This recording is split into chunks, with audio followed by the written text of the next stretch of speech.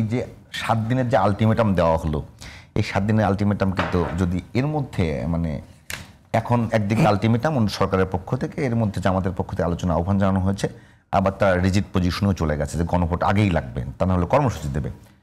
এর যদি না হয় এরপরে কি হবে বলে মনে করছেন আপনি? আপনি দেখেন জামাতের কাছে যে ট্রাম্প কার্ডগুলো ছিল তারা কিন্তু একটার পর একটা আপনার ট্রাম্প কার্ড 5ই আগস্টের পরে একটার পর একটা আপনার মনে করেন বিএনপির উপরে বা অন্যান্য রাজনৈতিক দলের উপরে প্রেশার ক্রিয়েট করার চেষ্টা করেছে। এখন বিএনপি কিন্তু সরাসরি তার কার্ডটা ছেড়ে দিয়েছে।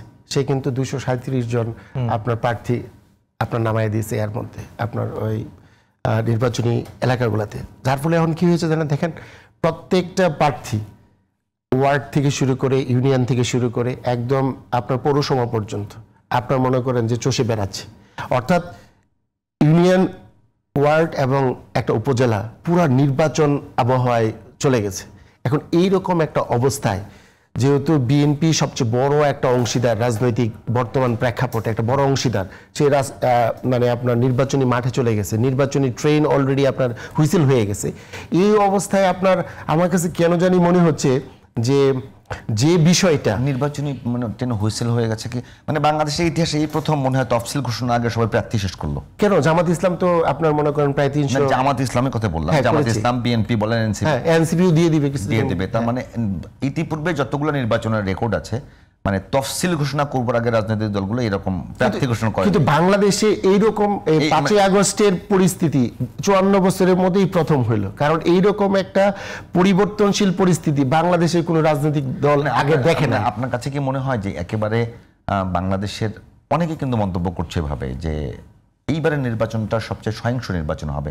প্রথম কথা হলো আইন শৃঙ্খলা বাহিনীকে পাকা 3 মাস, এখনো যদি ফেব্রুয়ারিতে নির্বাচন হয়, এটা চলছে নভেম্বর, ডিসেম্বর, জানুয়ারি আর ফেব্রুয়ারি 15 দিন ধরে 3.5 মাস আইন শৃঙ্খলা বাহিনীকে একদম পুরো সজাগ থাকতে হবে। আর অন্য সময় কি হতো 20 দিন, 24 দিন, 30 দিন সর্বোচ্চ ছিল সজাগ থাকতে হতো। আসলে কি বাংলাদেশের এই মুহূর্তে সেই সক্ষমতা আছে?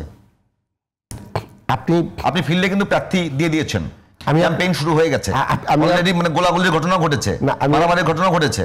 তো এই অবস্থায় আপনি যদি বলেন 3 মাসের সক্ষমতা কি বাংলাদেশ রাষ্ট্রের এখন আছে? অবশ্যই ছিল, এখন আছে না। আপনি যদি আইন শৃঙ্খলা বাহিনীর কথা চিন্তা করেন, এই আইন শৃঙ্খলা বাহিনী দিয়ে আপনি মনে করেন নির্বাচনের পরে এই আইন শৃঙ্খলা বাহিনী দিয়ে আপনি চলতে পারবেন না। কারণ মানে আমার প্রশ্নটা মানে আপনি বুঝেন না। বুঝতে পেরেছি আপনার আগের যে অবস্থা, আগের আইন শৃঙ্খলা বাহিনী দিয়ে গেল।